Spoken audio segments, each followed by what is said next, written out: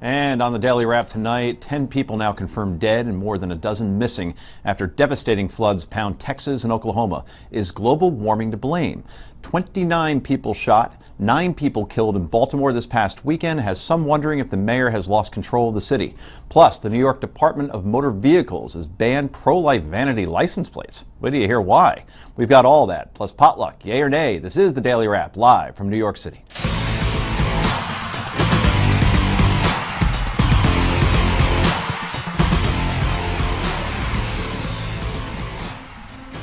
And welcome to the show, everybody. I'm Joe Concha. Joining me is Sirius XM radio host, columnist, and the co-host of the Daily Wrap, Rick Unger.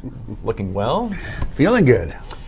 To his right, Philly attorney at America's Pundit, Heather Hansen, joins us. And finally, he's the editor of the Wisdom Daily. Rabbi Brad Hirschfield is back again. All right, it's time for the Daily Download.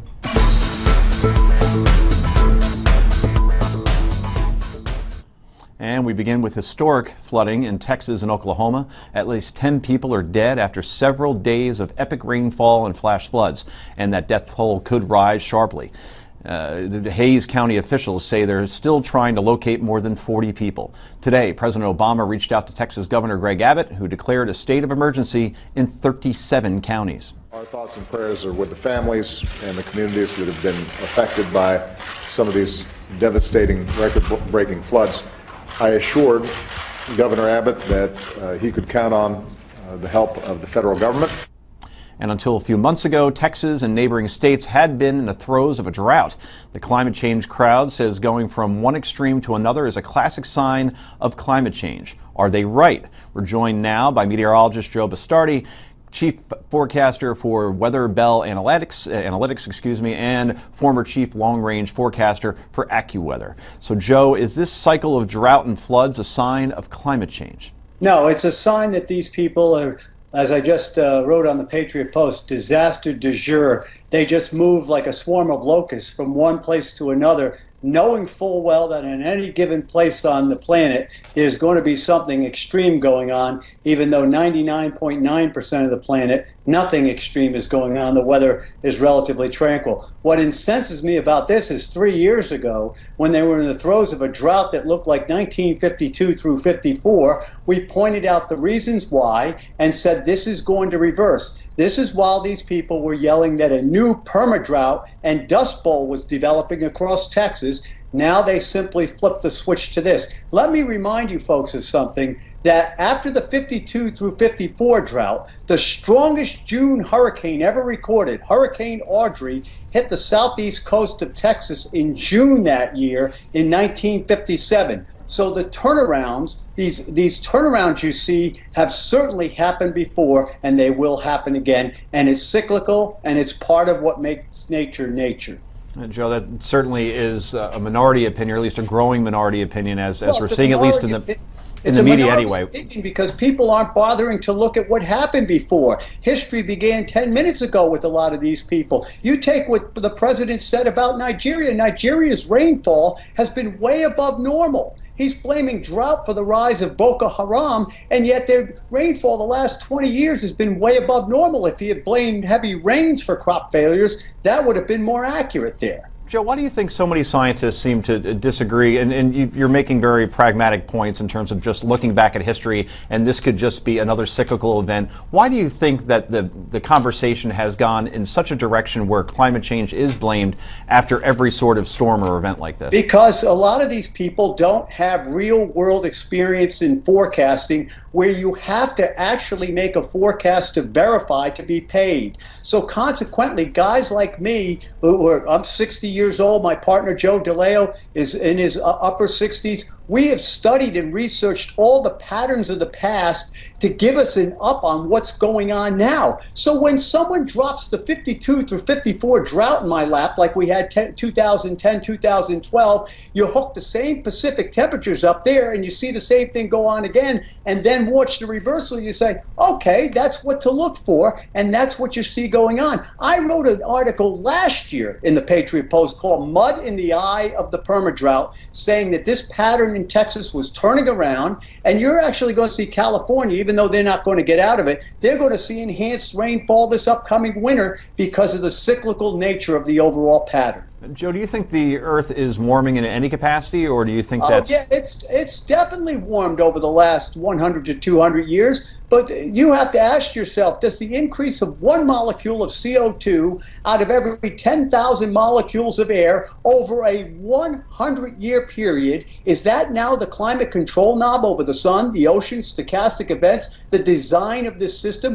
which, by the way, we've had ice ages at 7,000 parts per million, and we've had warmer times at 250 parts per million. If you look at the geological record and the temperatures, you can find no linkage between this. And this is no longer a scientific issue, in my opinion. It is now a political football that's going back and forth. And when you've invested all your life in this, my life is invested in making weather forecasts and supplying my clients with timely data to get them ahead of the game. But when you've invested your entire life into a missive, and then all of a sudden everything starts going wrong, count all the metrics 10 years ago that were being talked about that are not happening now, then you see what's going on. People can't admit to what this is doing right now. Well, certainly a passionate argument, Joe, and we appreciate you joining us and giving your perspective. And we hope to have you on again soon, probably after the next weather event that may or may not be blamed on climate change. So thanks so much for joining us from Pennsylvania today. Thank you for having me.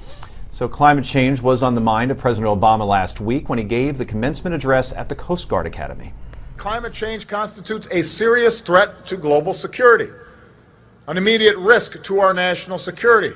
And make no mistake, it will impact how our military defends our country. And so we need to act, and we need to act now. And the White House is saying the Pentagon is assessing the vulnerability of its 7,000 bases and installations to climate change. Rick, there's a political angle to this. Few in the media and academia are talking about. So what is it? Well, first I want to thank Joe for dressing for us. Still his Christmas tree up as well. I saw that too. Thought that had some weather thing. Yeah, listen, I mean, look, we are all very concerned for the folks down in Texas, the folks in Oklahoma, I think some in Arkansas, and we should provide them with every bit of federal aid they need to get back on their feet. That said, there's a few things I just felt have to be pointed out for the big picture. One, let's keep in mind, friends, that 1 week ago, the governor of Texas was claiming that there was a possibility that the war games the United States government is currently conducting in Texas was nothing more than a subterfuge to take over Texas, which started off all of the talk about secession once again. Here we are a week later, and what's the first phone call the governor makes? To President Obama, asking him for federal assistance, which I am very happy to give him, very happy to see my tax dollars go to. They need the help. I want them to have it. But folks, let's keep this in context. Don't you feel ridiculous saying that you think that the American government is invading you 1 week only to turn around and ask us for help the next week?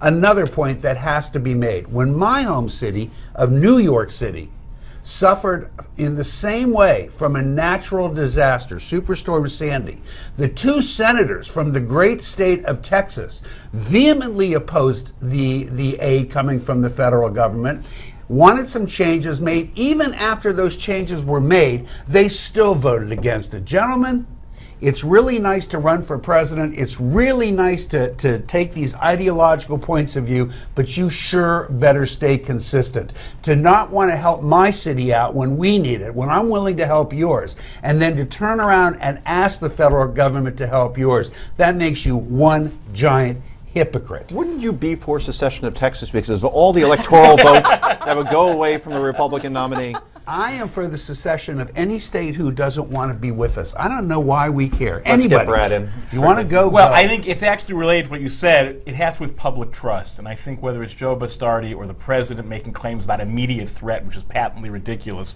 even though climate change is clearly real, if both sides can't figure out how to dial back these maximalist claims, we're not going to get good policy from anyone. Heather, do you think that the Coast Guard commencement was the right place to advocate? Absolutely not. When he said something to the effect that denying climate change was a dereliction of duty, that I had huge problems with that, and I think that's what we should be talking about, not the minute points of his speech. Seems to want to be the legacy, the climate change president in terms of, well, I started talking about it, right, but again, Coming up next, Baltimore erupts with violence this past weekend. Is the mayor to blame? Stay right there.